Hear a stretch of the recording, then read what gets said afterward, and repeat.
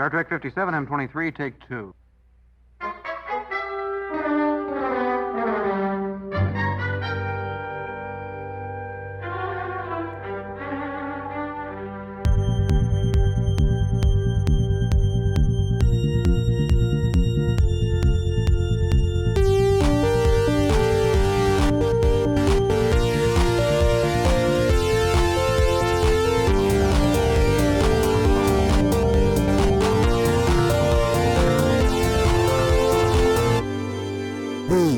Star Trek podcast.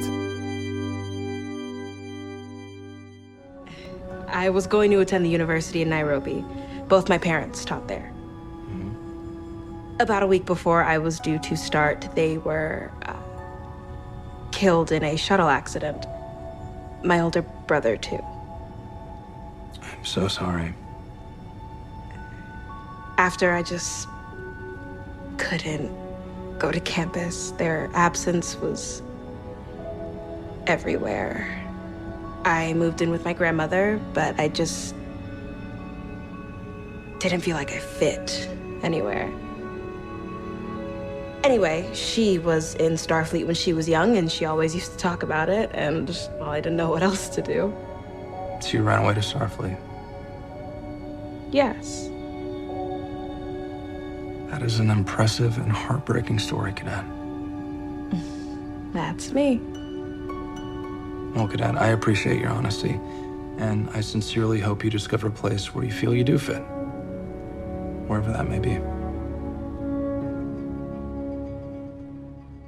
Gooby gooby goo, a jabba da boop ba doobity doop ba da ba dee doop ba doop ba doop. Star Trek. Okay, let's just start the podcast. It's got Star Trek number 132. Is it supposed to rain this weekend? This is how we're starting the podcast. Yeah, is this a joke? I'm actually Is this a wondering setup for a because joke? I was gonna mow a lawn, but then it like got wet. Mow a lawn. Mow a lawn. I don't know. I didn't check the weather. You should be doing these things, Jesse. Did you think of rain because of the at the end of this episode we're discussing today? It rained. No, I was thinking about it because I was thinking how my lawn needs to be mowed, and I was gonna do it this weekend, but if it's all rainy, usually everyone else knows the weather, and I never know shit. But everyone's like, it's supposed to snow in 3 weeks, and like, I'm like, what are you talking I about? don't pay attention to the weather any longer. I don't either. I figure whatever will come will come. I feel like when the snow comes, though, at least someone knows but me. Yeah, I mean maybe. As long as somebody knows. Well, yeah, it's usually Patrick, I feel. It doesn't have to be you. Patrick keeps up on the news much better than I do. Yeah, I mean, I don't know. Like I said, I don't really pay that much attention to the weather. But if I happen to hear in passing, if somebody says, "Hey, Patrick, did you know it's going to snow this weekend?" I will retain that information and distribute it. I look at the weather to see if I should wear, if I can get away with wearing galoshes? shorts. No, if I can get away with wearing shorts, or wellies? if I have to put on pants. It's true. I mean, we do want the news, not the weather. If it's going to get below 50 degrees, then I'll have to wear pants. Okay. Did you get my joke? Yes, it's about spitting. I'm going to spit all over it. It's got Star Trek. We have a ton of new listeners because it's a new Star Trek show. We have like 7 It always million. happens. We don't want to turn them all off immediately with all this dilly-dallying and jibber-jabber about the weather. All right, so this is It's Got Star Trek episode number 132, covering episode 2 of Star Trek Strange New Worlds' inaugural season. And the name of that episode, Dan, is... The episode we're talking about? It's, Yeah? El Niños de Maíz. Yes, the children of the comet. Yeah. Yeah. Oh, I didn't No, realize that's it just the had a children of the name. corn. Oh, you said the children of the corn in Spanish. Yeah, But this is the maize. children Oh, of the you said, comet. you said maize. Is it maize or maíz? I forget. It's maize. All right. El Niños. I call it corn. Okay. El Niños del Rio. Del Rio. Star Trek. That means like river or something. Okay. It means like Rio Cristobal. That's a whole nother show. whole nother. Yeah, That's dude. an entirely different television program. But we did word association. Yes, we did. Okay, it's Children of the Comet, episode 1, season 1, episode 2, season 1. Very clear. Clear and well organized. Couldn't have said it better myself. This is a new Star Trek series. We're going to be all super organized and super clear. Super clear. We're off to a good start. It's interesting that this is interesting. It's Okay? not that interesting. It's a declarative statement Yes. on something that may indeed be a subjective opinion. Jesse's got his guitar. Jesse's brought his guitar along tonight for precisely this purpose. It's a subjective opinion about an objective fact, which is that Star Trek TOS running times were about 50 minutes, and these past 2 episodes have both been 50 minutes. I don't know if there was any thought put into that, or if it just was the way it was. But it's interesting. But it's interesting again. Another subjective assertion. But we were talking about how Picard was all inconsistent with the times and. Well, yeah, all the streaming shows. What was Discovery at? All of the streaming shows have been sort of wildly inconsistent. I mean, inconsistent is not a fair term because that implies some sort of a pejorative sense. Well, I think that there's been a Discovery episode as short as like 38 minutes. I mean, it's pretty common among like a lot of streaming shows in general outside of Star Trek because they don't have to do it's all one that of the shit. potential advantages to a streaming program. That they're not shackled by the time constraints of network television or syndicated television. Although some of them, I can't name any off the top of my head, seem to want to go in that direction. I think they're trying to think of the future if syndication comes back. There's that, but there's also the argument that having those constraints can be creatively beneficial when you have to target specific, it especially helps you like to slice and dice things out. I think it's more of a problem if you've got a weak story that you've got to stretch out to fill a time.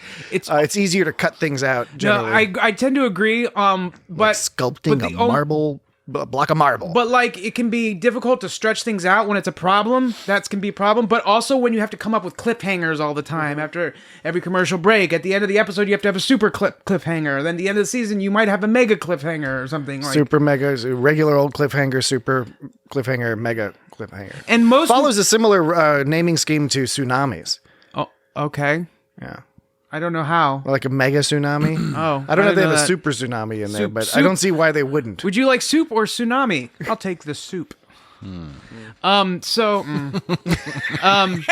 you know, what kind of soup is all these fucking shows, streaming shows now, they make one season of these fucking things that end on some fucking cliffhanger, and then I'm just like, why don't you want to watch this shit? Because it's like I'm ready to be cliffhung and never fulfilled.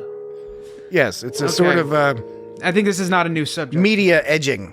Media edging. Streaming media. Let's go get them. Edging. With no kind of satisfaction. Well, it seems to I'm not talking about Star Trek. Seems to be that that's not an issue here. No. With Strange New Worlds, which we knew ahead of time. I dilly-dallied. We knew ahead of time was intended to be a more episodic or basically episodic presentation. It's kind of nice, isn't it? Yeah, like we're used to these.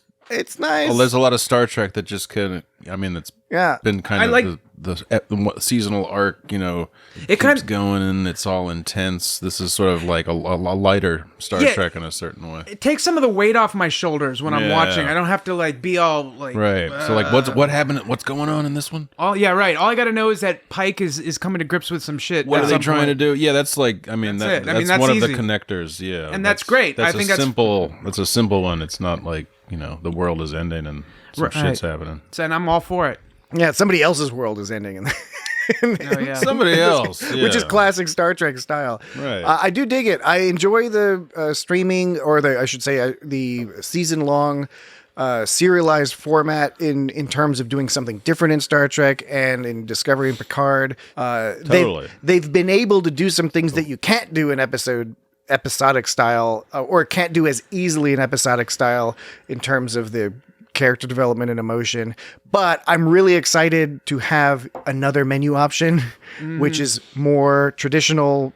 Jump into the episode, enjoy the circumscribed plot within the time span of this particular episode. This is like a good old Star Trek kind of plot too. I mean, that was one of the classic Star Trek style. That was one of the draws of the Orville. One of the Jaws. Yes, Jaws. One of the Jaws of the Orville. Absolutely. Yeah, more episodic style. Yeah. And we did briefly point it out last week when we discussed when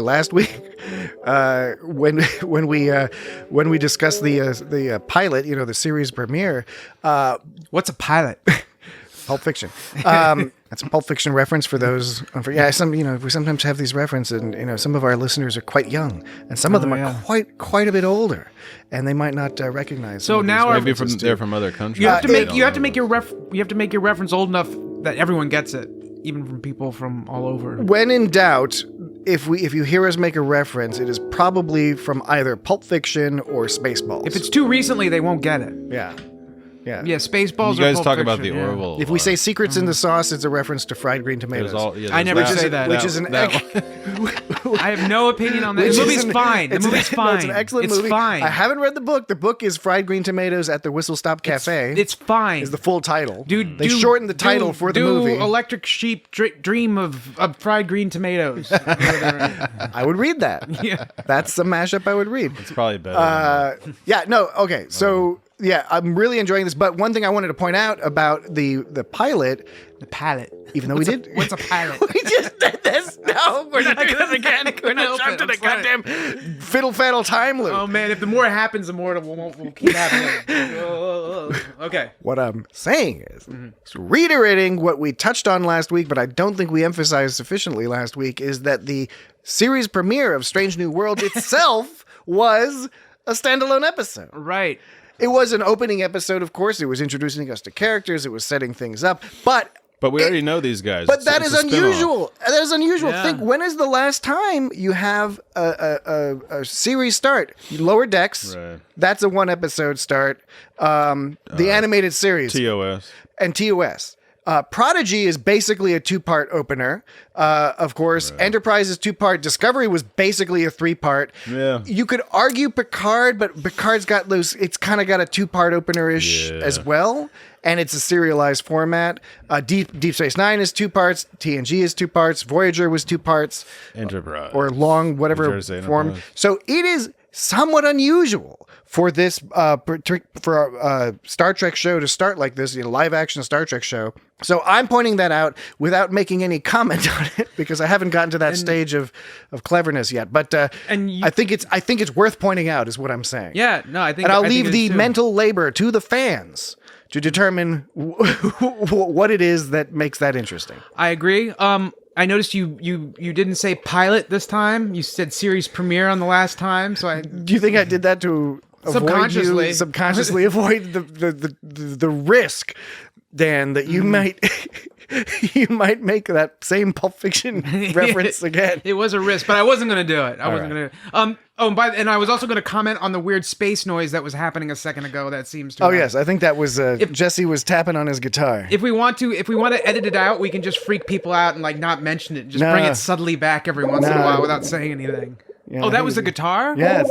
Oh, you were making that was. Well, it was making space noises on his guitar. I wasn't doing anything. It was just the sound. That's what I thought. It was just the signal of the pedal. Okay. This is Star Trek guitar. Star guitar. Star Trek : guitar. Guitar Trek. It's a new spin-off. Starga Trek. Starga Trek. Right. Do you think you're what they say you are? He said all right, dude. He said all right 2 times. Oh, I'm getting one of them dizzy laughs. You ever get those dizzy laughs? You laugh so hard that you constrict the arteries in your neck. Yeah, it's like you start to pass out. You get a stiff neck. Yeah, that's what I like to. That's what I crave each week when we get together to record this podcast. I crave those moments where I nearly pass out from humor. Well, I haven't been drinking my energy drinks lately because Jesse was doing that. Jesse was doing it on purpose. Yeah. I haven't been doing the energy drinks lately, but so I usually have a Coke Zero, but tonight I don't have an energy drink, but I have a Diet Mountain Dew, which is probably, from I hear from legend, has more caffeine, but still probably not as much as nearly. Do you think that counts as? Does that count as an energy drink? No, because it's probably coffee. Probably has tons more caffeine. I think coffee has a lot more caffeine than Coca-Cola and Mountain Dew. I only heard through.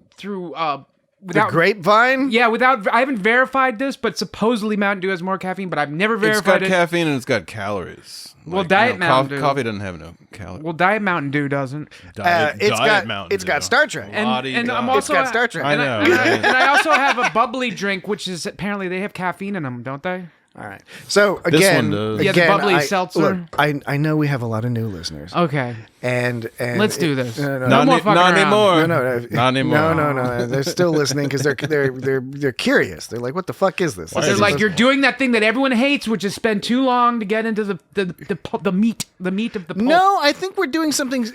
I think it's beautiful. What It's we're a doing. subcategory of that, but specifically, it's.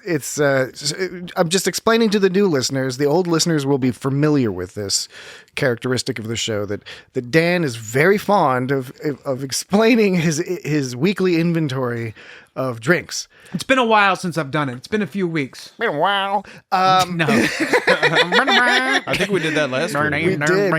It has not been a while since we made that reference. You will hear a lot of really clever points about Star Trek, and we will be making a lot of really good observations about the children of the Comet. It's just as part and parcel of the whole thing. You're going to hear about what drinks Dan has. Well, I will say I do it more than you guys do. You guys don't do it much, and I do it. I do it. I do it because I'm on duty. But I don't think I do it as much anymore as one might think. Okay. So go ahead, listen to our full back catalog. One of you audience members around the globe no doubt is real swift with an Excel spreadsheet. Or a Google spreadsheet if that's what you're into. And you can use one of those voice detection software to transcribe it. Track it down, Keyword search. Graph it all, put it all in an Excel spreadsheet. Send us some graphs of each instance of Dan, each episode in which Dan describes his in a CSV file. I want a CSV file. Okay, we're not even going to get into that. Okay, Star Trek. So you can use Python to search through it. You can do that with an Excel file. No, Excel is just a container file. It's like a zip file with stuff in it. Children of the Comet. I don't even know what you're talking about. I do too. It started with. What did this episode start with? Cadet's log. It did start with a cadet's log. And 29 and the people in the desert. 2912.4 Uhura. And the Stardate seemed to make not a whole heck of a lot of sense. Yeah, they never do, man. Well, the thing I will have to wait a few episodes to see. I almost want to think that the producers are making a joke on the fact that on TOS Stardates were completely pulled out of the ass of writers. They just ran. There was no real. Sometimes system. they had to pull them out of each other's ass. Yeah, but it was. We called those nights Fridays. Those were tough numbers. Yeah. But yes, it could be that that's sort of a funny little meta joke because there was the same thing in the pilot. The Stardate seemed to be don't you dare. I won't. But in the first episode of the season premiere, similarly, there were some inconsistencies in the star dates. Like it was like 183 and it was 27, whatever. Anyway, so that was just one casual observation by a not so casual viewer. Mm-hmm.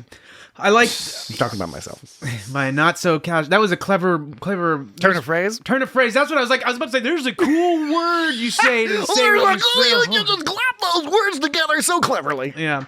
I think he was an English major. One might think. I was. Yeah. And one might be correct. I liked the species, the xeno species in this. There's two of them, and they were both cool. I think it's racist to say xeno species. Oh my god, it probably is. I was trying to be. I was trying to be. I was like, there are two species. It's like that's really ambiguous. Like the lizardy people on the planet. Yeah. There's the lizardy dry people on the planet, and the dry people. That's another planet it's got nothing on it. Yeah, and then there was like the weird smushy head species with the slightly pulsating back of the head. Oh, those guys. And the shepherds. The shepherds. The shepherds with their eyebrows kept raising. Yeah. I like the alienness of that. They were funny looking. Yeah. I thought a cute sort of way. Like it was like they were from a cartoon. Acute, or something. like obtuse. I was gonna make that joke. Angle. Well, the reason I said xenospecies is because Sam Kirk is a xenoanthropologist. Yes, George Samuel Kirk. Isn't Michael Burnham also? Michael Burnham is also a xenoanthropologist. There's a lot of xenoanthropologists. You just don't know it because she's usually just sort of kicking ass. when you're doing space business, having xenoanthropologists around probably a good idea. Yeah. Is that like being a veterinarian where it's like you're a doctor but you got to do it with a bunch of things? Yeah.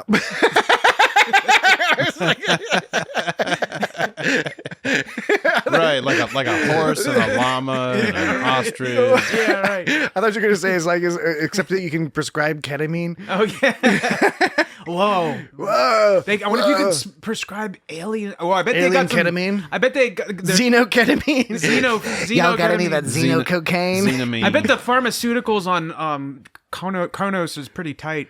You think so? I don't know. I think they're all into like... maybe they probably just beat they're themselves. Like, well, they're into like leaves and herbs and rocks. They probably have like a hallucinogenic rock. Klingons probably don't have any painkillers. Yeah, they probably beat each other to prevent from feeling pain in the future. That's probably what they do. You're probably right. But except in the temple, they've got that mountain temple. They probably do something out there weird. Oh, the guys with the time probably crystals? just starve themselves. I think it's just herbs and plants and rocks. Is there time crystals there? I was talking about the Klingon temple where just on where Klingon all the planet. Vulcans have Ponfar and. No, I was just... Man, you just mixing everything up. Yeah. You need to consult a xenoanthropologist. I'm learning about my xenospecies. They were in the Persephone system. There was Persephone 3. Did we find out? We don't know the name of this species of dry lizard people. Yeah, they mentioned the name. Was it the Deleb? Oh. Something like I feel that. like they did. They called themselves... Spock was saying, and they call themselves the Deleb, something like that. They call themselves Deadlift. They call this mine! And, at the end, when it was all raining and all that stuff, that'd be like if it was precipitating cheese. If you walked outside and there was all this cheddar falling around. Why would you make that? Why? Because assertion? Cheese doesn't fall from the sky. Because water is a cash crop. But What? my guess is that rain is not a completely alien concept. My metaphor is It's like not perfect. they heard about it and they haven't had it in a while. No, but like we know what cheese is, and imagine if it started falling from the that would be going pretty inside. tight. I'm going inside. Yeah, Jesse would. Now you think. Okay, it was It's raining. gonna stink. It was raining men. How about that? That's gonna hurt people. A bunch of gonna hurt the people guys. smashing Yeah. to the ground, Yeah, no. exploding. Have That's- you seen what happens when somebody hits the ground? It is ugly. It's raining bad people. news. It's raining people. No. All right, you're straying from your original point. My which I original believe point falling was from the sky my is original bad. point is because they have to it's hard to get water. They got to spend all day probably finding a little bit of water, and if it's just falling from the sky, they're like, oh my god, this is amazing. Imagine if cheddar cheese was falling from the sky all the time. Or at least sometimes. It was like there's a 50% of cheddar storm coming up. Could it sometimes be like feta cheese? Yeah. Totally. Gorgonzola. You don't like those. I like feta cheese. Oh no shit! I didn't know that about you. Oh, no shit. I like Swiss cheese and I like mozzarella That's cheese. sincere.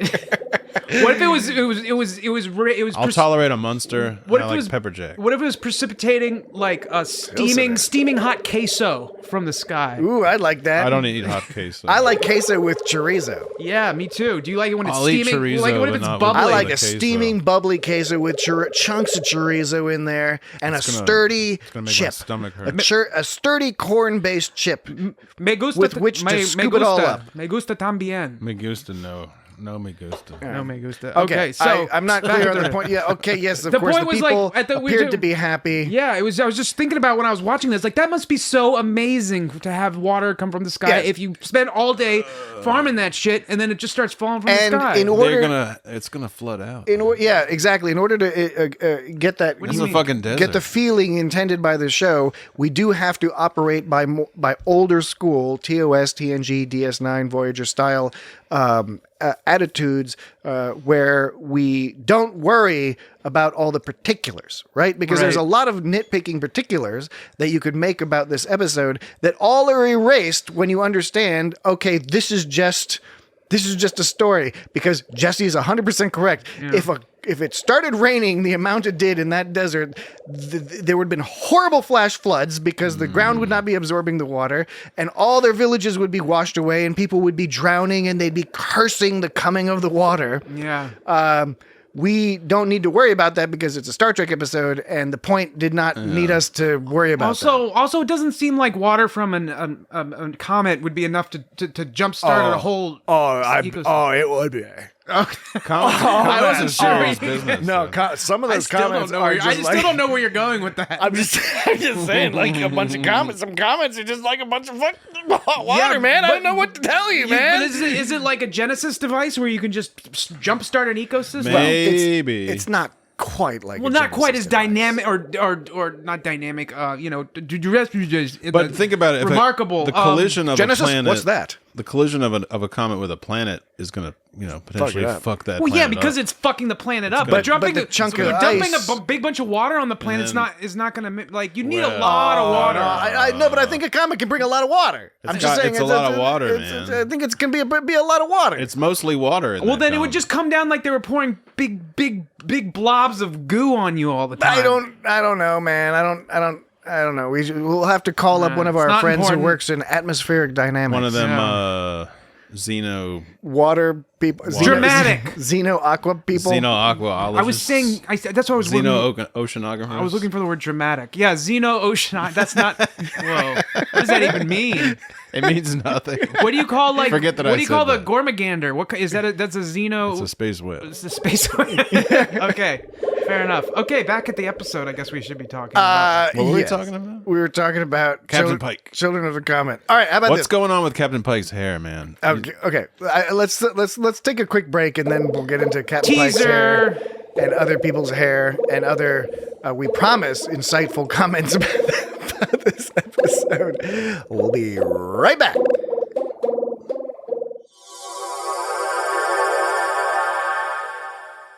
And we're back. That's the coming back music. Okay, Captain Pike's hair. That noise is like I cannot stop hearing that noise. I will stop it. No, it's not you, Jesse. It's just when it's idle that goes. Yeah, I can turn it down. See, I can stop. All right, pack. I'm just worried about our listeners, like hearing that. No, it'll be fine. I thought it was space noise. They won't notice. They won't notice. Don't worry about it. Okay. All right. It's a sci-fi soundtrack, baby. No, I agree. Captain Pike. Captain Pike is Captain Pike is sporting some very excellent hair. Mm-hmm. He's not the only one. I think it's looking weird in this episode because it's all like tall. Well, yeah, okay. So there's a debate. There's a debate. Is there a debate about this? Some people are into it because it's a little off-putting. Some people are put off by it, and also by Spock's sideburns. I'm fine with that. I can see why people are weirded out by both. I'm digging both. Pike's hair is looking a little. It is starting to border on ridiculous. It's just gonna. I mean, I hadn't even thought about it. It's something about this episode. His hair has been fine every time you see him. There's something about this episode. It's like big. It's like Conan some kind O'Brien-ish. of Saved by the Bell hair. Or something. It's pretty wild. It's like 30 years ago he was an extra on Saved by the Bell. I'm gonna be thinking about that. I know, right? Now it's in your brain. Yeah. It's up in your brains. Think about it, baby. Spock's sideburns. To me, I'm fine with Spock. Well, it's also they're like super long and a little curly. Well, at the end. No, now that you mention it, but I was more thinking about. Well, It didn't occur to me that Pike's hair was ridiculous, but I was noticing is like that's some hair he's got with Spock. I didn't even notice it now that you mention it. Yeah, in retrospect, I dig it. I don't know if it's just. Well, you did get the most. This episode, they're starting to make his hair look a certain way, or his hair's always looked that way, and I haven't really noticed. No, it's definitely different. It's definitely like they're doing a little bit different. There's a little bit more product in the air. Something's up. Oh, yeah, it's more product. It's like it could be a reaction to his fear of the future. Oh yeah. Yeah. I mean, it could be something that he's doing. Maybe one of his coping mechanisms is to use just a tremendous amount of some sort of pomade, some remoulade. He put some remoulade. He put some raspberry preserves up in his hair. Tasty. He's gonna get ants. I also like There's no ants in space, baby. Lieutenant Ortegas's hair is pretty rad. Oh yeah, totally. I think that's a very space. They're the main ones. Nurse Chapel has interesting hair, but it's nothing too wild. We've seen that hair before. Yeah, I can't. Yeah, I think those are the main cool hair things coming out. But there is a bit of a debate. There's a bit of a debate on the internet about Pike's hair. And it wouldn't be Star Trek if there wasn't a bit of a debate about somebody's appearance. I'm glad somebody else noticed besides just me. Yes, no, it's not just you. Because it was a little bit in the face. So speaking of Ortega, there was evasive pattern Ortega. Lieutenant Ortegas. Sorry, you're right. Ortegas. Evasive pattern Ortegas. I thought that little scene was actually kind of looked fun and neat. The whole sequence was cool. Oh yeah. So space scenes in movies and shows can easily feel like really detached and meaningless.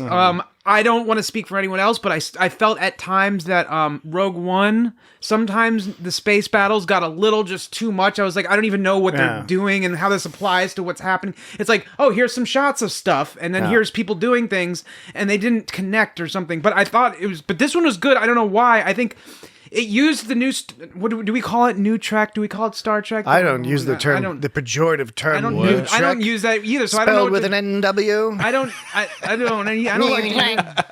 New Trek. No, I don't like to either. But When I'm did trying Star to Trek get political?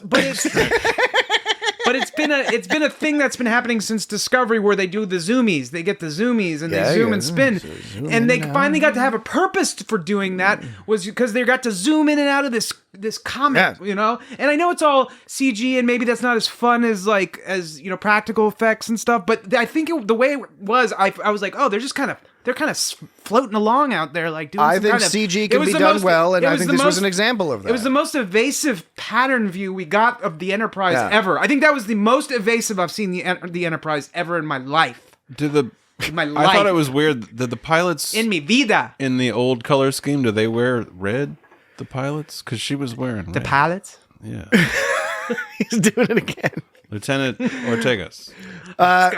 Well, yeah. Because I would think they would. Don't they? I thought they wore the same color as the command. Nah, maybe not always. Maybe not in old. Because that's what they do in the TNG. It's never been 100% consistent back when they're wearing TOS the same color. days. Yeah, maybe. I guess that was. When you get to Discovery, they're wearing. The pilots are wearing command yellow. The yellow, which is not the command anymore. It's the other. Yeah, the non-command. ops. Yeah, the ops yellow. So yeah. Well, so I don't know what. Well, there was. This is only like related by word association, but that reminded me of when Uhura went into the party and she was wearing her uniform and the dress uniform. Everyone was shitting all over her about it. Like a cadet dress uniform. But Uno, I don't recall a single person shitting all over her. I mean, but the thing was, is they were all wearing their duty uniforms except for Ortega's. That's why they were shitting on them, because they were all wearing their duty uniforms. Yeah. Oh. That's the saddest I think I've heard you, Jesse. It's childish, but it's funny. Childish but funny still counts as funny. Yeah, still counts. In my book, no, I was noticing that Una was wearing her. You don't like the sound effects, but you make some duty jokes. But I didn't say I don't like the sound effects. It was just like when there's a low zooby zoob in the background, that's when I'm like, it freaks me out. Okay. I don't sound effects I like, but when it's like a hum of like in the background, it doesn't bother me as much because of my tinnitus. You have tinnitus? So does William Shatner. He got it while filming Arena. Oh, cool. Yeah, I probably don't have it as bad as he does. Well, Pike and Ortegas were giving her shit. They weren't shitting on her, but they were giving her shit. Like fun, they were ribbing her. Yeah. He was making some ribs and ribbit her about the fact that she was wearing her uniform. But Una, in ribbiter, well, that's got to be a Star Trek and a frog joke, somewhere in there. In ribbiter. Spatial and ribbiter. The pattern and ribbiter. But Una was wearing a... What the hell are we talking about? It's like Chief Kyle gets up to some freaky shit on the after hours.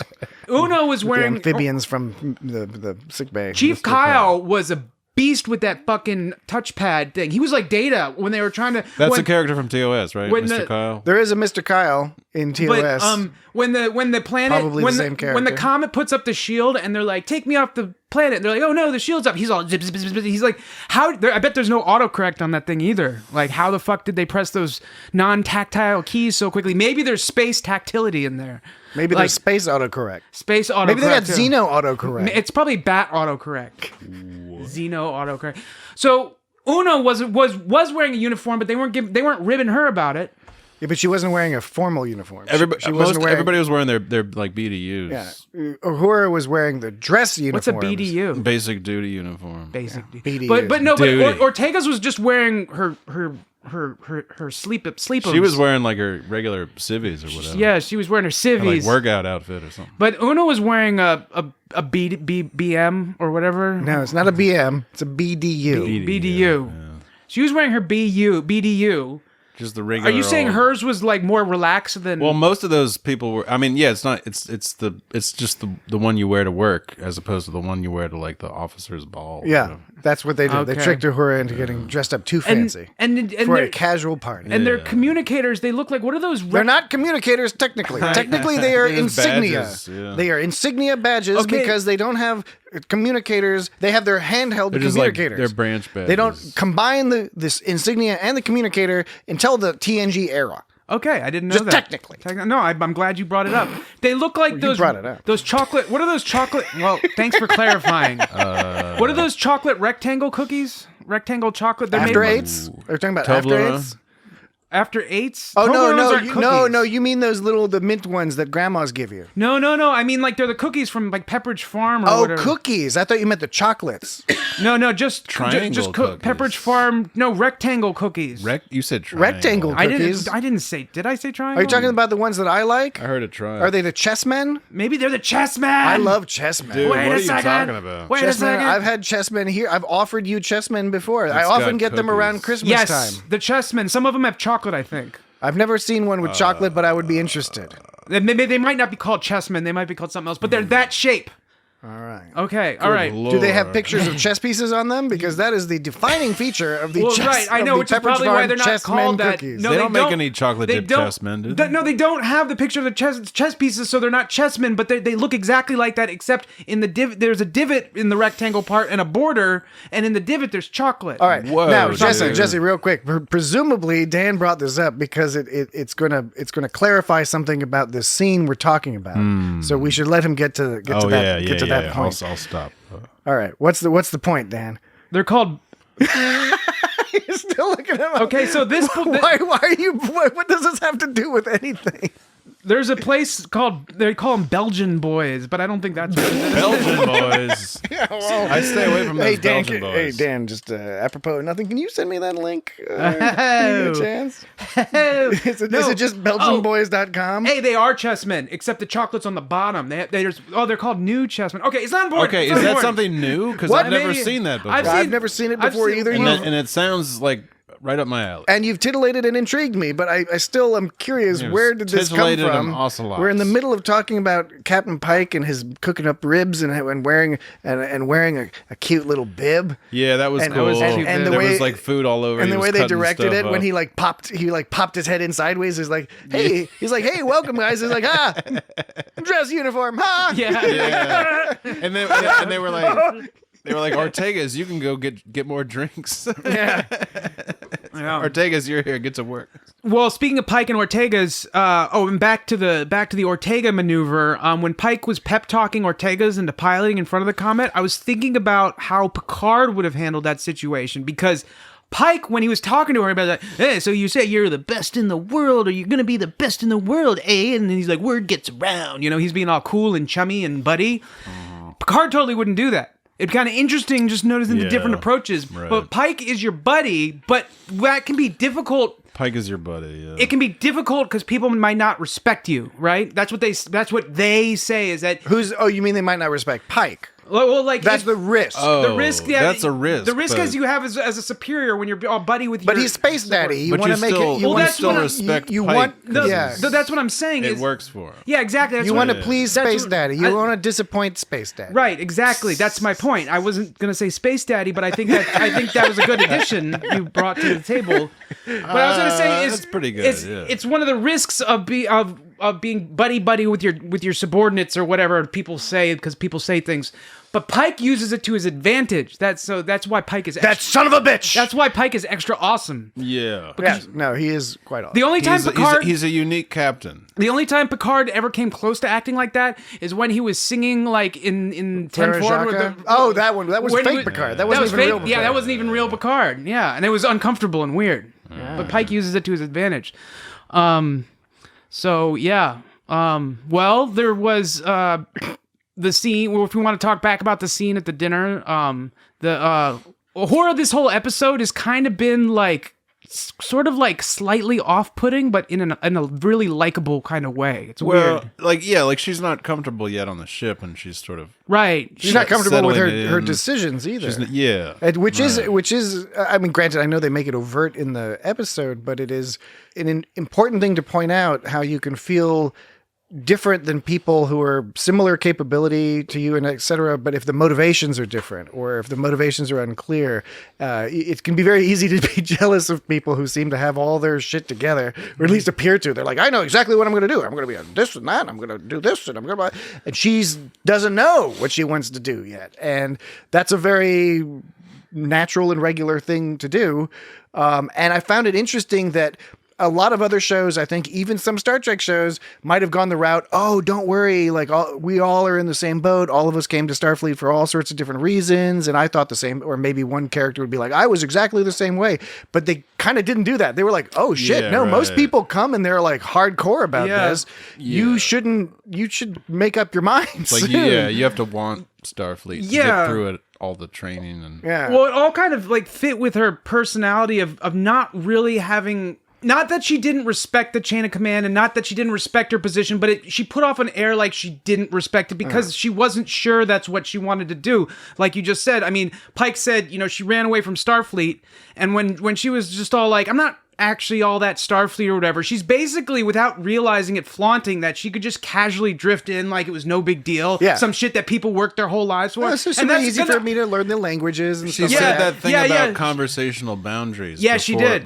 She got into the captain's room. Right. And they kind of set that up. And Patrick, the other line of that was when she's like, she goes, I found out early that if I want to be understood, it's best to communicate. Speaking of communication, it's best to communicate in someone's own tongue. So I learned them.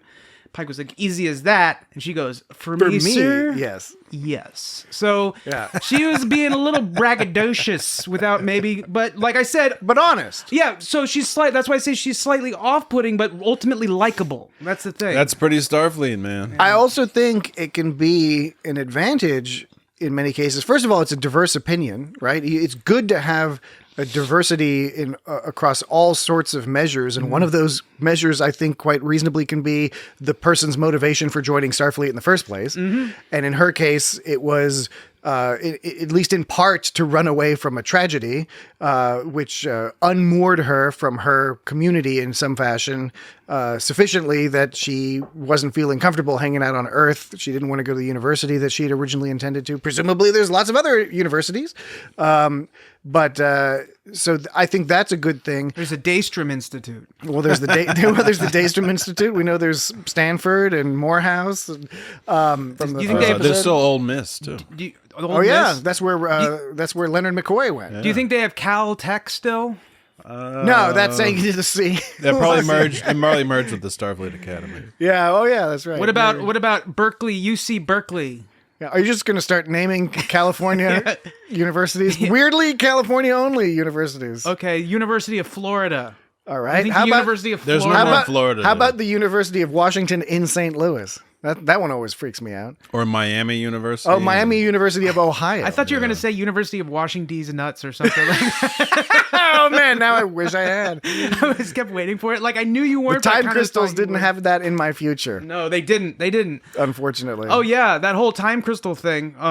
That was like, okay, so... I'm caught between. You're caught between concluding the conversation about Uhura. Yeah, we should conclude. Yeah, good point. Okay, how about, let's conclude. We'll finish up Uhura, and then we'll move on to the next. Okay, because the episode focuses on her, and it focuses on her more than much of Star Trek did in her 35 some odd years on it. I was into that. But at the same time, it's also connecting to things in a nice way. Like we know from Star Trek, the original series, and Star Trek V, that Uhura has a love of music and of singing. So I wish I could hum the way she did. She's really good at humming. There's also in TOS there's musical moments with Spock and Uhura. Yeah. And so now this is like the first one where Spock's like, okay, I'm going to like... Call. Wasn't he playing one of those cherub harps things? Yeah, he plays those... it's a Vulcan harp. Vulcan harp. Vulcan lute. Lyre. Lyre. Vulcan lyre. It's a lyre. That's what it is. Oh, that's an ironic name, given that Vulcan Vulcans are not supposed to lie. They're supposed to be honest. It's spelled differently. We've discussed in previous episodes, they are often liars. Yeah. So Pike says to Cadet, he says, all right, yeah. Says in there. Well, you kind of sort of you referenced it sort of on the slide. I sidled to it. He goes, he says that her story is impressive and heartbreaking, and she goes, "That's me," which is like, that's me. I've got a tough life, but I'm still really good at stuff. Like she's like being like that, but it's good. I like to give her some personality, and it's not like, once again, I have to stress, I think she's pretty likable, and so I'm not saying that she's not likable. I'm not saying that. No, I was just saying it's great. They're giving her some personality. It's also nice. It's nice that they're setting that up. Like you said, that Uhura hasn't gotten much. And this is Cadet Uhura, and she will grow into the character that we've seen before. Like, no doubt. For example, in that episode of the animated series, the name, I'm blanking on the name, but it's when those women trick all the men on the crew. A Lorelei. Because they like the Lorelei signal when they take all the semen from the men or whatever. Yeah, that's the strong implication that they steal all the semen from the men, and as a result, the men get old and withered. And then Uhura and Chapel come down and they fuck shit up. They're like, fuck you. And also in the cage, the women are save the day also. Yes, they do. They all get together and then all the other science, all the department heads have to listen to number one. Yeah. And it's not considered weird, and they don't make it like they're not like, but she's a woman. It's like, why didn't she bring me the coffee instead? They just present it as normal that number one is now in command and is making the decisions. They call her number one. I guess we have to follow. All right. Anything else on Uhura? Again, the episode is focusing on her. It's reintroducing us to this character. I do like that they gave her, it's not a fully tragic backstory, right? Mm-hmm. It's another aspect of what this show appears to be doing is somewhat moderating they're moderating the types of stories, they're moderating the serialization, they're moderating how far it goes in one direction or another in terms of the characterization, because Uhura, her parents died tragically. It was a horrific event. It turned her life upside down. But we don't hear that resulted in some sort of spiraling, living in some sort of horrific emotional turmoil or whatever. Her problem was not feeling comfortable going to the universe. Like, basically, she had her future set, and an event occurred that disrupted the plans for the future, and she did not know how to proceed from that point forward, and she ended up choosing Starfleet because her grandma, who she was staying with, used to be in Starfleet and talked fondly of it, right? So that's an interesting background where it's not Tasha Yar or her sister, and horrible rape squads and other terrible things like that. But she's like, Kira had it pretty bad. She's she's super adept. She's super qualified. She's gotten to be a cadet on the Enterprise, which is one of the cutting edge ships in the fleet. Only the best people get in there. She beat out a bunch of applicants. It's interesting that she's unsure about what she wants to do, but she has the ability to be. I think I appreciate that in part because there are so many people in the world who have great skill and talent, but without a structure behind it, they can feel lost as to what to do with it. Especially if you recognize you're like, oh, I'm pretty good at this one thing. How the fuck do I do it? How do I do it to be useful? Well, right, and it's more evidence that she went to Starfleet to kind of run away because she did it because she's good at it, but she didn't realize that she'd actually have responsibilities. Like, people would depend on her for it, because the whole time she was basically kind of like, you can't expect this shit from me. Like, or at least she wasn't ready for that. She wasn't expecting it to be this soon. Yeah, and she kept saying like, no. Listen. This is practice. She's next time, And so has a very academy sort of mindset. She's still at the academy. Well, but I mean, it also shows that like we were saying, she went to Starfleet not to. It was like she ran away to Starfleet. Like we said, she kind of casually flaunted, plumped her way in there. Kind of like not an afterthought. I'm loving these new verbs, Dan. Yeah, kind of like not quite an afterthought, but like Patrick said, is because her grandmother or whatever was in it, and so she was just like, I guess I'll just kind of do that, But then it's like she didn't think through I'm good enough to do this, but I don't know if I wasn't prepared for the responsibility. It's like if aspect her grandmother was like some kind of ice fisherman, she would have been like, "Well, I ran away to be an ice fisherman."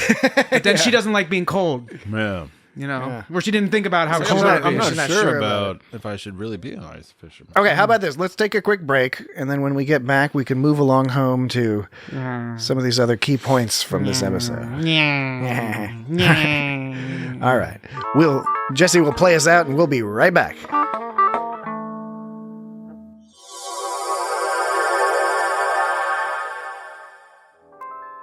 All right, we're back. Welcome back, folks. Welcome back. This will be the last break of the show. This is the traditional structure of the show. I mean, it's a recent tradition, granted. We're going to do break one, and then a break two. So we were talking about the whole fate aspect. We briefly touched upon that, which is what almost caused me to break off. Yes, them time crystals. This is going to be a theme in this show. Right. And so the comet, of course, knew its fate, just like Pike knows his fate. So this is more evidence on one hand to suggest that Pike is going to get melted for sure, because he knows his fate that's based upon actions that you can supposedly change, just like the comet knew that, like, somehow it knew that Spock was going to do that shit. That's one way to take it, is like, it's like people's decisions are we're all just reactionary things that there's no such thing as randomness. There's no such thing as decisions. Everything is like a reaction to something else, including our thoughts and emotions on our reactions to such. Or it could be saying that you can know something is probably most likely going to happen, but that doesn't mean it necessarily will. Because for the same reason, because that comet, the only reason it dodged the planet was because Spock came into it. Well, what if he hadn't? I know it's... All right, can you rephrase that, please? What if he hadn't? I know that we list these are marked as explicit. We allow cursing and effing and jeffing so like people see what the did I little say? E. You said no pun intended. No, you said because Spock came into it. Oh, But I think what you meant was Spock I thought he flew a shuttle close to it, heated it up, causing a fissure. I thought I did something really awful. No, you had me really worried. But I mean, now that I think of it, I had no idea. That's crazy. Yeah, okay. Yeah, that's a good point. Okay. Spock did this thing with it. You should record yourself talking sometimes and listen to what you say. Listen back to it. Okay. Well, anyways, something. If we're going to use our predictions based on the future of actions that people may or may not take, it could be evidence to suggest that maybe Pike doesn't have to take those measures in some kind of way. Like, I don't know. There was nothing that made Spock do that. Although, unless you want to take it in the first way, which is everything is just a reaction to someone. I'm not sure if I'm really getting across what my brain is thinking. So that's my fault. I think the point to be taken from this mental difficulty that you're facing is that the writers have engendered that. The writers have generated that in your mind, and on purpose. This is, again, more in the classic Star Trek style, even TOS style, where they would present something that with no real explanation. And at the end, it's like right at the end of the tag of the episode, the very end of the episode is like, they sent us a message that explained everything, a couple hours ahead of time. Right. That's weird. What are the implications? Yeah. End of the episode. Right. You're meant to think about that on your own. Right. Yeah. Well, and Una seemed to suggest that the whole thing was evidence that, like, things don't have to be the way, which is her interpretation. But like you said, not only did they not explain it, but she didn't even really explain her position. So we're left to imagine what she was thinking, which I don't know. That seems like a lot to put on the viewer, but well, it's an intelligent program. Well, I mean, that's one way to look at it. Look, I mean, it is an intelligent program. I like it. I'm just saying that not everything. It's a style of storytelling. I think there's a possibility that maybe they could have given a little more with it's a style of storytelling, which is like it or no, the intention, my belief, because this is a regular old style of storytelling, which old Star Trek did. My belief is that they didn't intend for you to believe what number one said because she's number one, or believe what Pike says because he's Pike, right? Or believe what the alien said. I wasn't expecting them to give me some sort of straightforward, unified message. I think the point is these are different perspectives, all of which may be valid, or there may be other perspectives. And no doubt, this is something that's going to dribble across. This is the small serialized character portion is Pike dealing with his Pikeness, his Pike future. And I think that's going to be, it's going to be interesting, but because it's episodic, they have to dribble it out here and there so that it makes sense in the episode, so you can just turn on a random episode and watch it and enjoy it for the story that it is, right? I'll give you another example. It's not related to Pike, but think about Uhura in the alien egg chamber thing, where, I insist you think about it. Which the egg chamber was some kind of brain unit thing. We don't. Okay, so first of all, because the Discovery had the Comet people that were sleeping in that one episode, but this was like a Comet entity. Yeah, okay, this is what I'm getting at, right? Okay. So first of all, that chamber scene, just a side comment, is it gave me some vibes or echoes of the Star Trek Prodigy episode First Contact. I don't know if either of you saw that. It's with the Ferengi. Which Star Trek? Prodigy. Star Trek Prodigy is I want to say it's like the 8th episode or something. Yeah, that season it's with the crystals and there's like a cave. That show got better as the season went on. It was decent. Star Trek Prodigy is pretty solid. The story was like started to get pretty gripping. Actually, yeah. The first episode I was like, this is going to be Star Wars. It was a little Star Warsy. But anyway, there was some vibes of that here, where it was like you're in some sort of magic alien cave or whatever. Yeah, true. But Uhura sets to work in interpreting the language of this alien, whatever this is, whether it's a creature or a robot, whatever it is. She does so. She makes the connection that it's music, which is great. That's super interesting and clever that they did that. It's specifically harmonics, and she makes that thing, and it's all done. And she translates the message.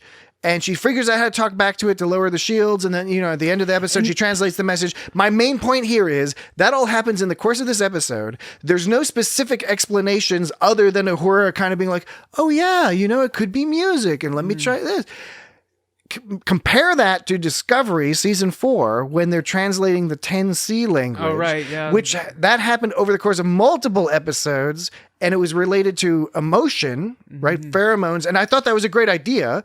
But this struck me as Uhura did the same thing, but as one person in the course of one episode in order to solve the plot. And while in many ways people say like, that's totally unrealistic. It's like, yeah, but you know what? It tells the story better, in my opinion, as opposed to stretching it out and over dramatizing it. Like I kind of think it happened a little bit in Discovery. The puzzle solving thing was interesting in Discovery, but it reminded me, for better or for worse, and I think I said this then too, of playing like a puzzle video game. Like it was like, oh, this is how you solve the puzzle on this level or something like that. Which, like I said, I thought it was kind of interesting, but you're right. This was to service the story.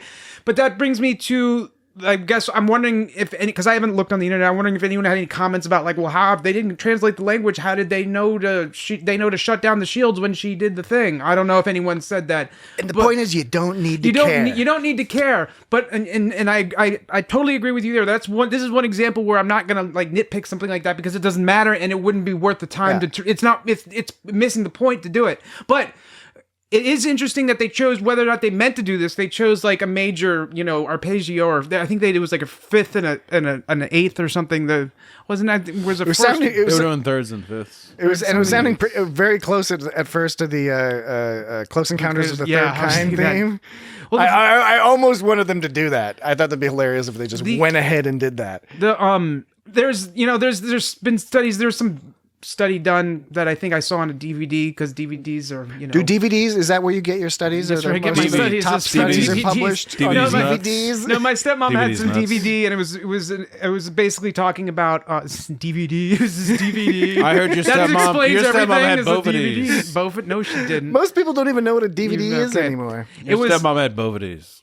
The reason I brought it up is because I didn't want to do the whole some people say without having anything to back it up. It's like, who says that? It was I saw something once where someone asserted that different cultures. It's good to cite your sources, although it can undermine your point when the source is a DVD in your mom's house. And that's like the most descriptive thing. It's on a DVD. Was it the New England Journal of Medicine? Well, was it the Proceedings of the National Academy of Sciences or PNAS? No, which is a real study, and it's a highly regarded one? Well, one might assume it had a higher chance of being being reliable than a VHS. Because they printed on it, or than a VHS. Because anyone could print on that. Just any old Tom, Dick, or you Harry. could make a DVD later, but it wasn't as good. Look, like you started this, and you're like, look, guys, come on, you're getting me off track. Point being, okay, you're right. It's fair enough. Look, point taken.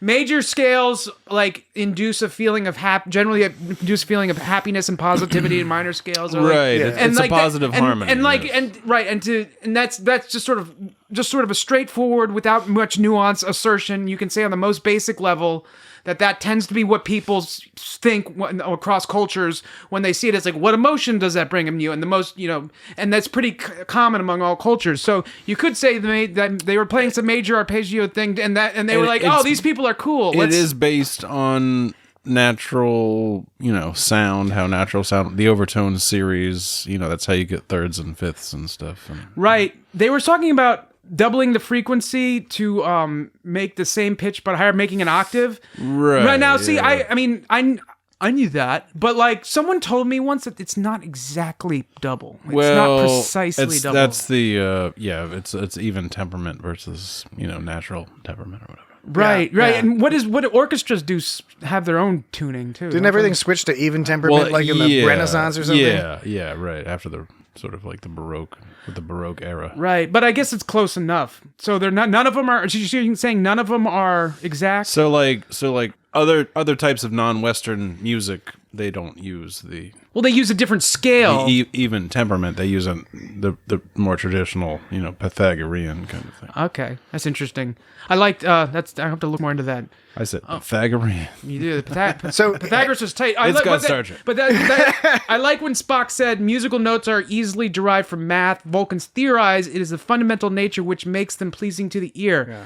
I mean, it's not like he said anything really new, but I like that they expressed that sentiment. And what I liked is that the details, as you both just described, are really interesting and not necessary to go into them into the episode. They are basically referenced in the episode. Yeah, I totally agree, bro. But that's great because it's like Star Trek. Like let's make us think about stuff. Let's make us go look up stuff. Let's go double check and say are they right about this doubling thing? Oh, I learned all sorts of stuff about natural and what is it? Even temperament. It's the overtones. More like learn Trek. Star learn. Let's have some. Star learn. We're gonna Xeno learn today. Star nerds. Star learn. Star learn. There's coffee in that nebula. What? Oh, is that a Vulcan? Or not Vulcan? Big Janeway. Sorry, that's what I meant to say. I don't know why I got Vulcan from Janeway.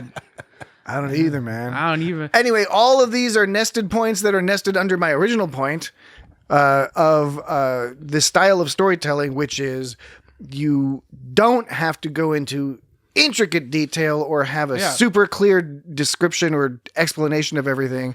The plot is what's important. The characterization is what's important.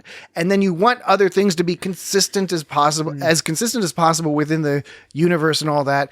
But while watching these two episodes, last week's and this week's, I was reminded at kind of how nice it is to not worry so much about that stuff. That's a good point, right? Because I did notice myself at times being like, should I really quibble over this thing? Is it worth quibbling? Am I missing the point? But one of the reasons I was more inclined to do that is because they are serialized, and so they're taking so long describing a subject that if they're not careful, you gotta keep notes to make it work. You gotta keep notes, or else the premise just kind of falls apart. But with these kinds of things, it doesn't really matter if something doesn't quite click right away or at all. It doesn't fucking matter because they're not meant to. Yeah. It's not enough. There's no way there's going to be enough time to explain everything. So it's easier to say, oh well, it probably just works because of this or something. The A story in this episode was Uhura coming to terms with her joining Starfleet, and the B story was a little bit of Captain Pike wrestling with his business, which I thought the director, they did a really great job, where in the first episode there was a lot of Captain Pike looking at his reflection and seeing himself in the future having been injured. And there's one of those at the beginning of this episode, but at the end of the episode they show him looking in, right as Una says, as number one says, maybe you don't have to have this as your future. Maybe there's another way. Then it shows him staring morosely into a reflection, but he's himself.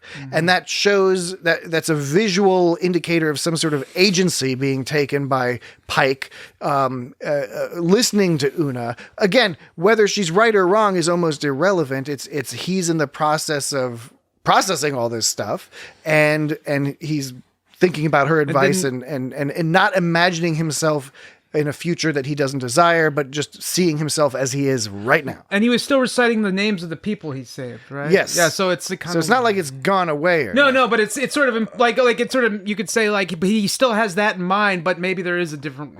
He's able to think about it without seeing himself in his imagined future. I don't remember if we've talked about this, but like Captain Pike ends up he goes back to the spoiler alert, Talos dude. 4. No, it's not a spoiler. The Menagerie was aired like a billion years ago. I'm just kidding. So but he probably hasn't figured out that that's what he can do yet. So because he's still thinking about everything. He got hit with a bombshell. He might not even be aware of that as an option. So I'm thinking that as the show goes on, at some point he'll come up with oh yeah, I can just go to that planet.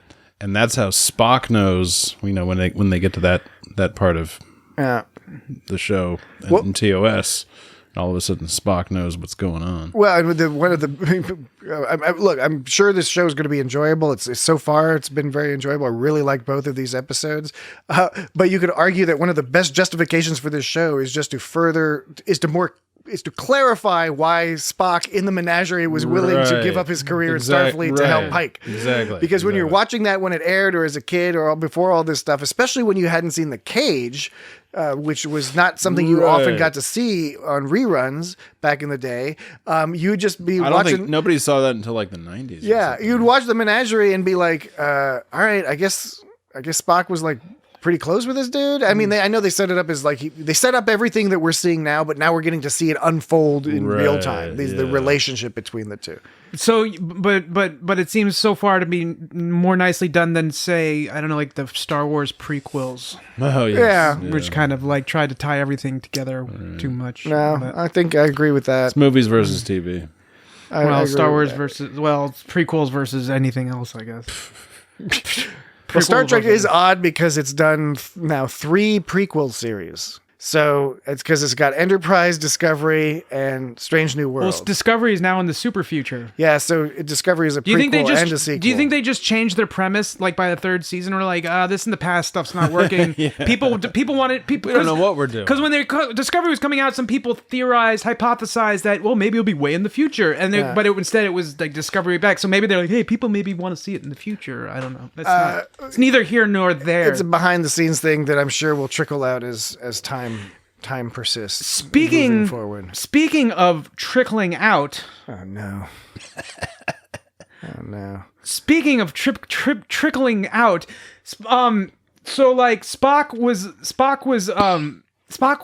he first of all, he did that hide on the shield, or hide on the comet thing where he does on the shuttle and he's on the comet and it's all upside down, and then he sneaks off, his shuttle sneaks off, when they sneak off like that. Actually, speaking of Star Wars, that's what the Boba Fett's Slave One ship did, but it wasn't. Was that on an asteroid? Anyway, but it's always funny when they're hiding like that, and then they're like a little bug flying off something, a tick, some kind of tick. Yeah, I don't understand how they melted. How Spock was able to melt that entire fucking. If that asteroid or comet, I keep calling it the wrong thing. If that had as much water as it said it did and could jumpstart an ecosystem of a planet. How is Spock able to break it all to pieces just by running around it? He heated it up. Comets are mostly.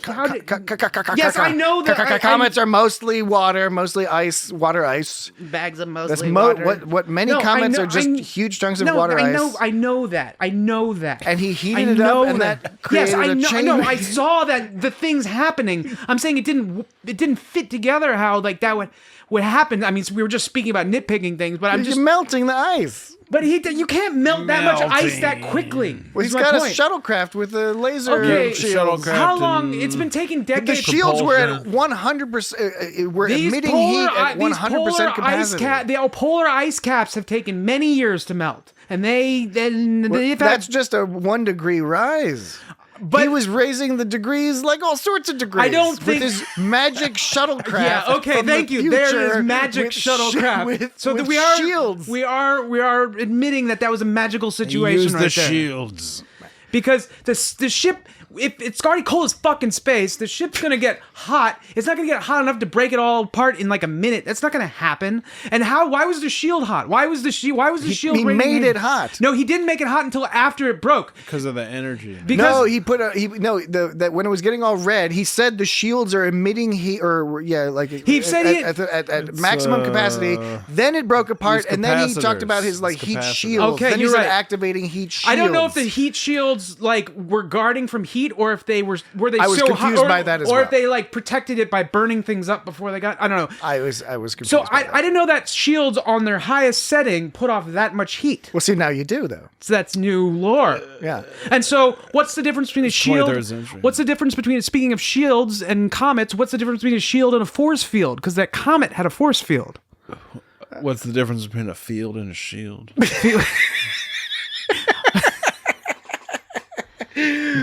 All right. Yes. That concludes that portion of the conversation. And nobody knows.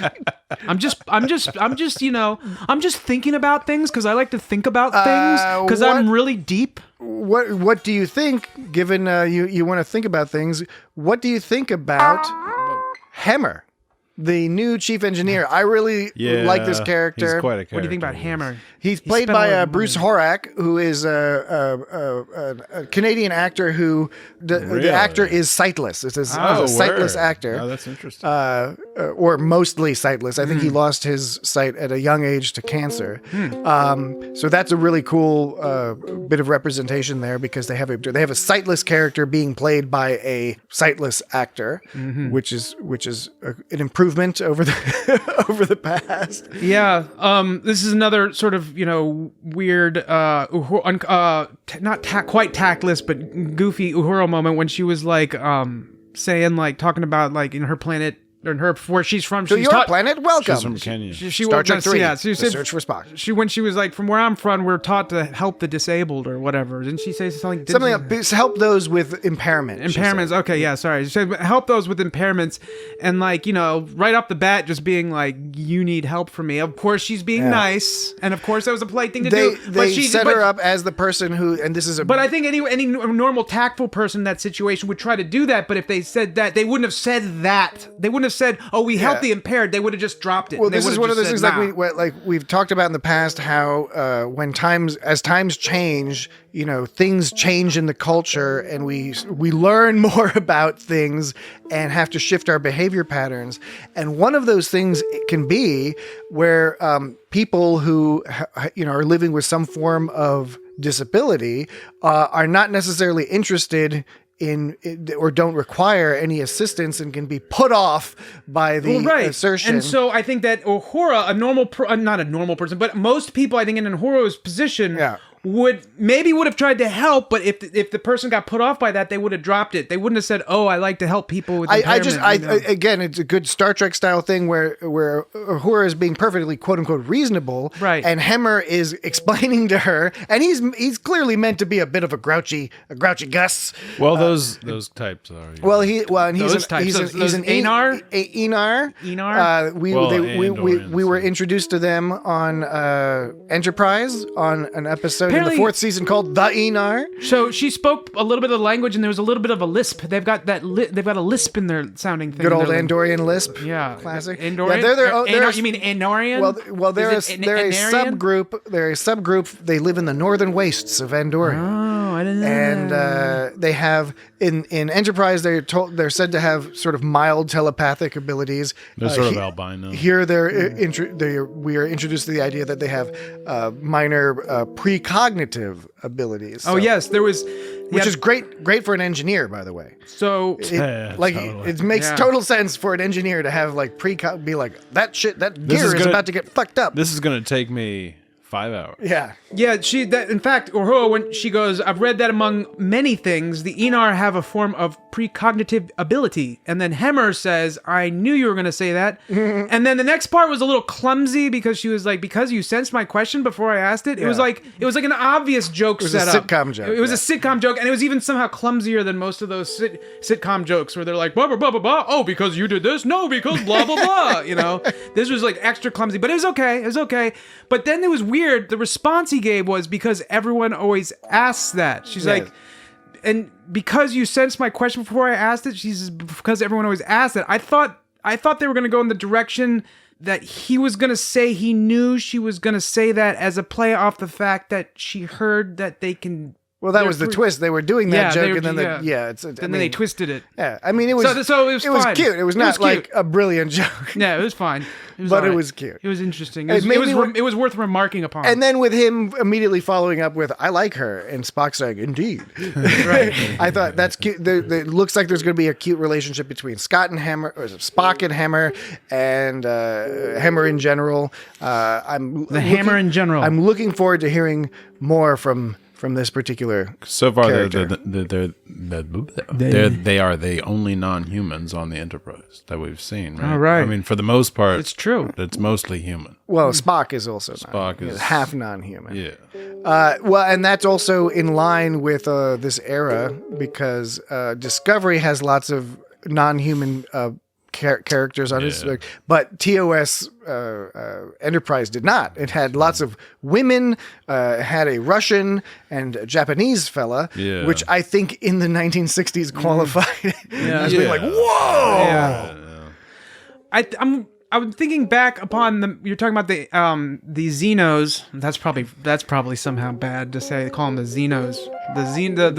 I will say yes, depending on who the them in this construct. Moving on. Are. You're talking about aliens, right? And then so I commented earlier about how I thought the desert alien people. I really liked the way Those big-eared aliens. Yeah, their whole did they have big ears? I was just talking about the other big-eared aliens. Are you talking about the shepherds?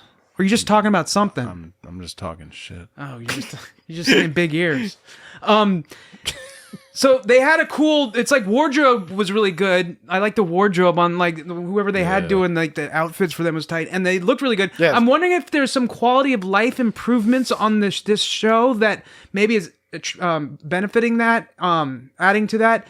Maybe it's because it feels like the show's really colorful somehow. I don't know if that's just in my head, but something colorful. Feels very colorful. And their view screen, they have like a super ultra wide view screen. Have you noticed that too? So there's just like everything looks really colorful to me, and maybe that's why the aliens really popped, and like even the desert like somehow popped, and it's desert. Like it was just colorful. It was nice, and plus the makeup was. I thought the makeup and wardrobe was. I thought pretty. Well, pretty TOS tight. Was very colorful. Like super colorful, indeed, like in the '60s style. Like this is color. I wonder. We gotta sell them. I wonder if they sell them color TVs. I wonder if they did that. Like, I think maybe sell them color TVs. Like maybe that's a nod to that. Wasn't there that song where you gotta sell them color TVs? Is that the line in that? I think that's from the '80s. That's in the '80s. It's like that was referencing Star Trek. That Dire Straits song was referencing Star Trek. Yeah. I don't know what that is. Wasn't it referencing the moon landing? Oh, probably. Because that was a big thing in England where they were trying to sell people color TVs on the moon landing, and then everyone got mad because when the moon landing aired, it was broadcast in black and white. I didn't know that.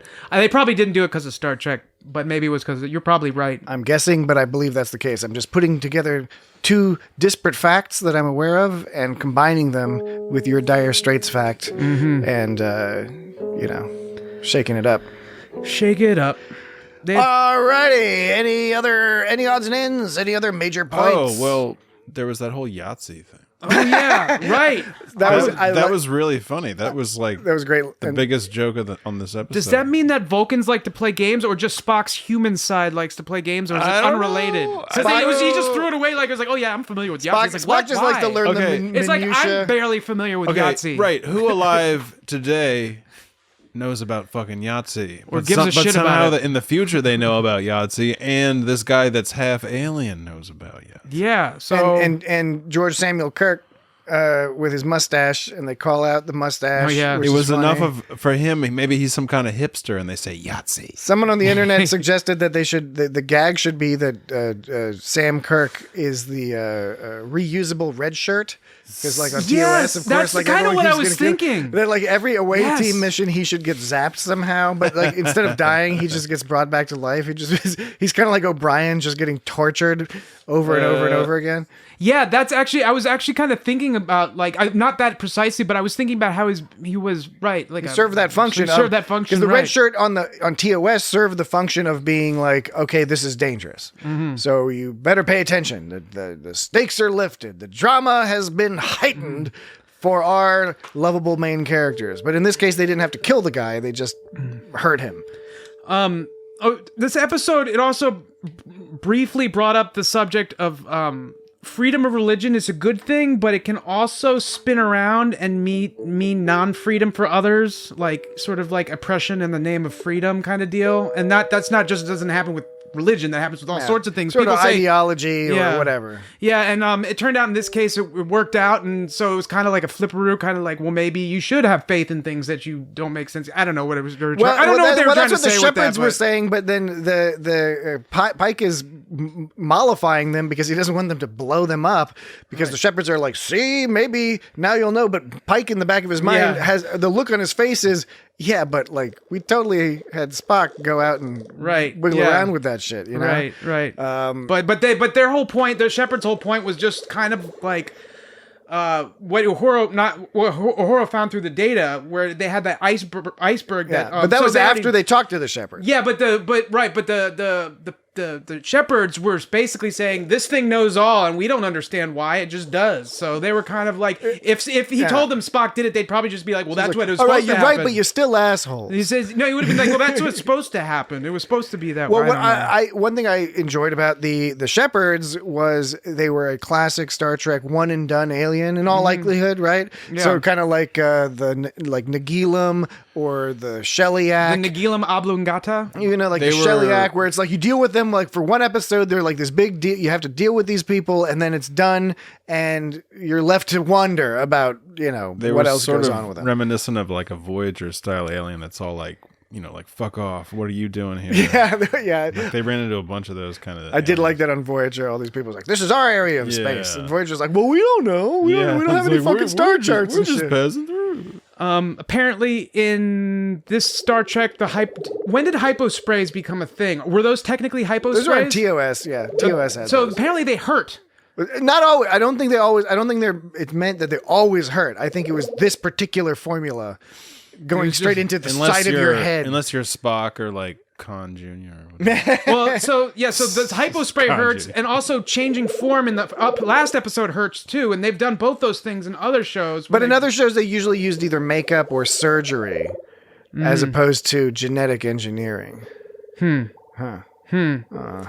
So did you get the vibe that Spock was all bragging about, like, doesn't hurt me, went to chapel? Because like when first, Uhura, here's Uhura being, not getting the chain of command respect thing, like she's being impudent against like her superior when she's talking to Spock like he's some old chum. Speaking. It's funny because you mean it as friend, but I immediately pictured a bucket of blood and chunky fish guts. Yes, yeah, I know. Me too. So she was all teasing Spock about Nurse Chapel, right? Mm-hmm. Which is an ongoing thing with in TOS and the animated series, right? Yeah, with Nurse Chapel and Spock. So Uhura is in this instance, it's like that's not how you talk to your superior usually. That you just kind of met. I mean, I'm sure it's fine. It turned out fine and it worked for her, but that's pretty, and they knew that she was honest going into it, but it's just an example of her, like, normally you don't, like, all, like, tease your superior officer and be like, yeah, she likes you. And even Spock fell for it. He's like, I don't like her. He, like, did that. She's not my girlfriend. Yeah, he goes, Nurse Chapel's not my girlfriend. My girlfriend. She did that, too, with Pike in the restaurant scene at the beginning. Restaurant.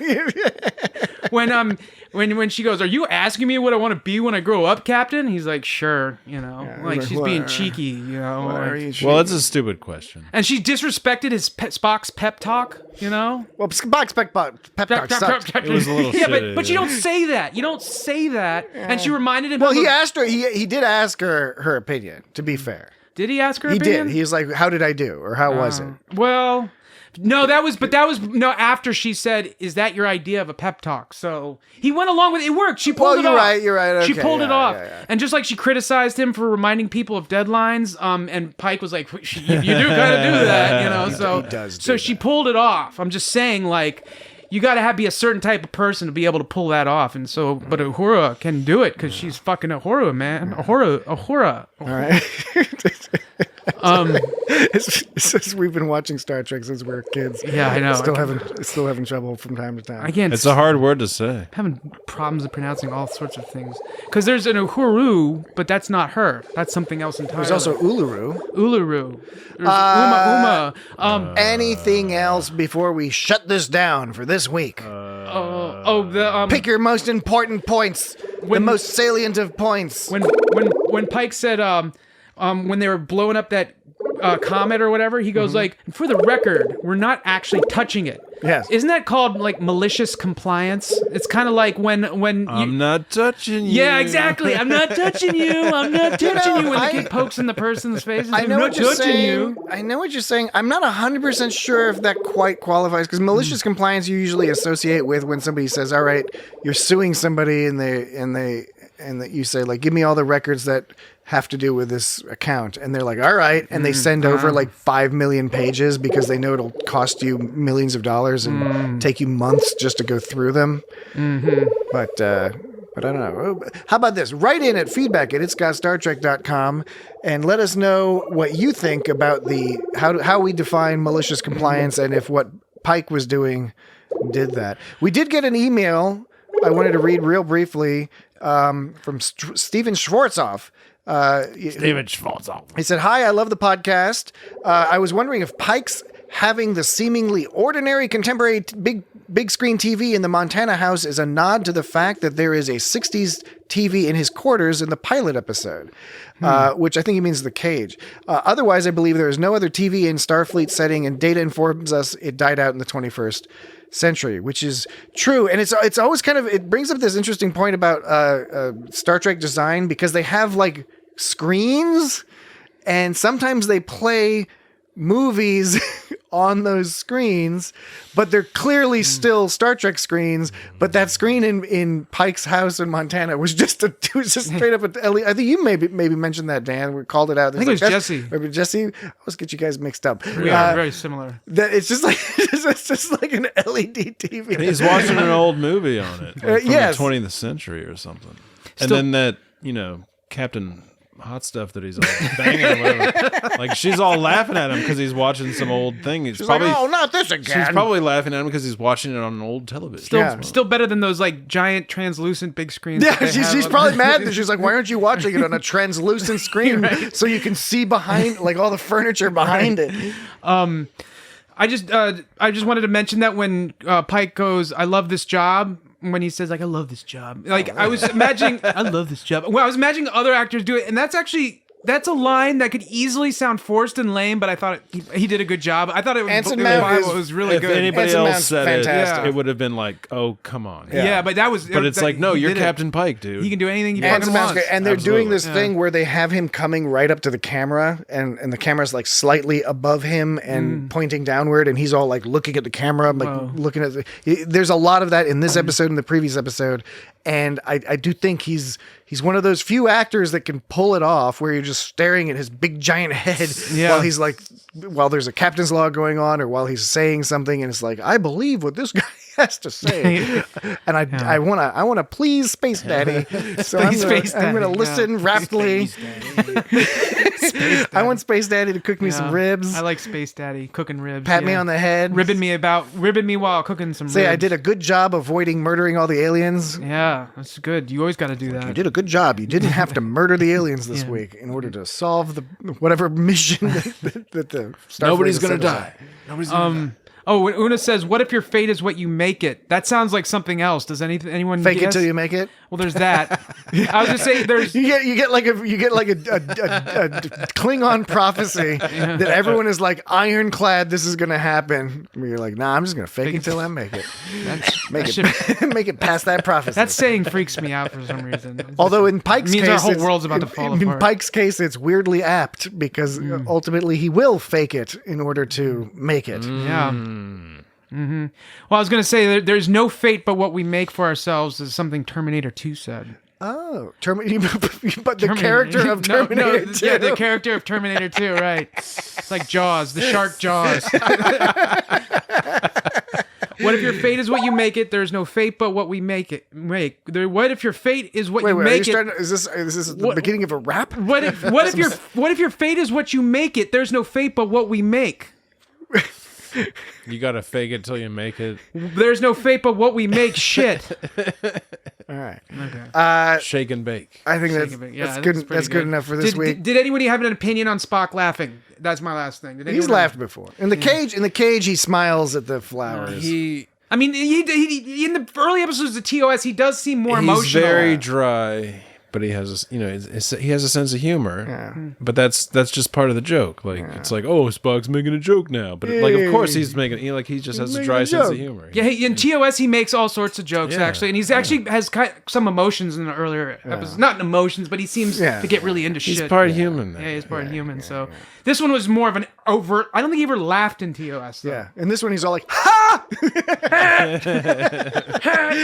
But it's not because everything went wrong. It's because everything went right. Yeah. He was able to blow up a big thing. Yes, it did. All right, so that's it. That's it for this week. Next week, it's you said yes, it did. Episode 3. That was Patrick's cue. It's like, okay, we're done. Ghosts of Illyria. We're done, Dan. The Ghosts of Illyria. I can take a hint. I don't know what it's about. It sounds cool. I can read between the lines. I understand communication beyond the spoken word. And so that's what you'll next hear from us when we're talking about the Ghosts of Illyria. Oh, that's what it's called? Thus far, this program has been highly entertaining and fun to talk about.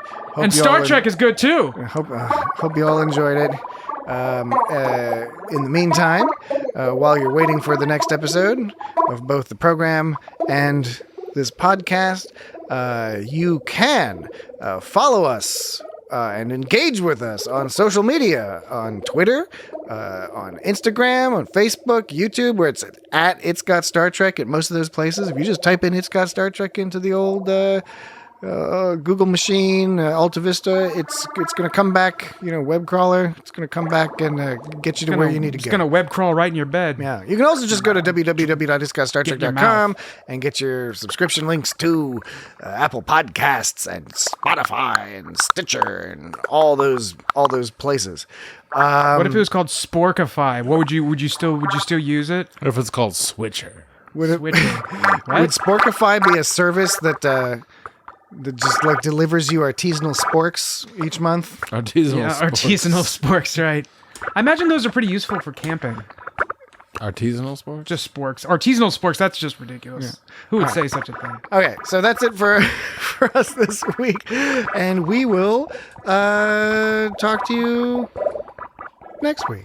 Bye-bye. Yahtzee. Huh? It's an old Earth game. I'm familiar with Yahtzee, Lieutenant.